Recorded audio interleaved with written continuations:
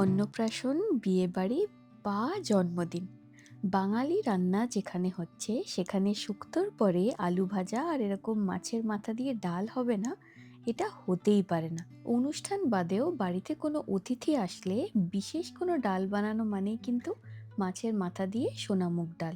আর মাছের মাথাটা যদি কাতলা মাছের হয় তাহলে তো আর কোনো কথাই নেই। আজকে সেই রকমই মুড়োর ডাল বানানোর জন্যে সর্ষের তেল গরম করে তেজপাতা, শুকনো লঙ্কা, গোটা গরম মশলা আর গোটা জিরে ফোড়ন দিয়ে কেটে রাখা পেঁয়াজটা ভেজে নিতে হবে খুব ভালো করে। পেঁয়াজের রংটা বাদামি হয়ে গেলে এর মধ্যে একটু রসুন বাটা, আদা বাটা, হলুদ গুঁড়ো আর লঙ্কা গুঁড়ো দিয়ে কিছুক্ষণ ভেজে নিয়ে এর মধ্যে টমেটো কুচি, স্বাদমতো নুন আর চিনি দিয়ে আরও কিছুক্ষণ কষে দিয়ে দেব বেশ অনেকটা তেলে ভালো করে ভেজে রাখা কাতলা মাছের মাথা।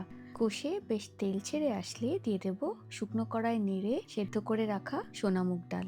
কিছুক্ষণ নাড়াচাড়া করে গরম জল ঢেলে 2-3 মিনিট মতন ফুটিয়ে শেষে গরম মশলা গুঁড়ো, ধনেপাতা কুচি আর 2 চামচ মতন ঘি দিয়ে 2-3 মিনিট ঢেকে রাখলেই কাতলা মাছের মাথা দিয়ে সোনামুগ ডাল একদম তৈরি। এই ডালের সাথে পোস্ত ছড়ানো ছোট আলু ভাজা খেতে খুব ভালো লাগে। একদম ঘরোয়া উপকরণ দিয়ে সাধারণ রান্না, কিন্তু খেতে কি অপূর্ব যে হয় কি বলি।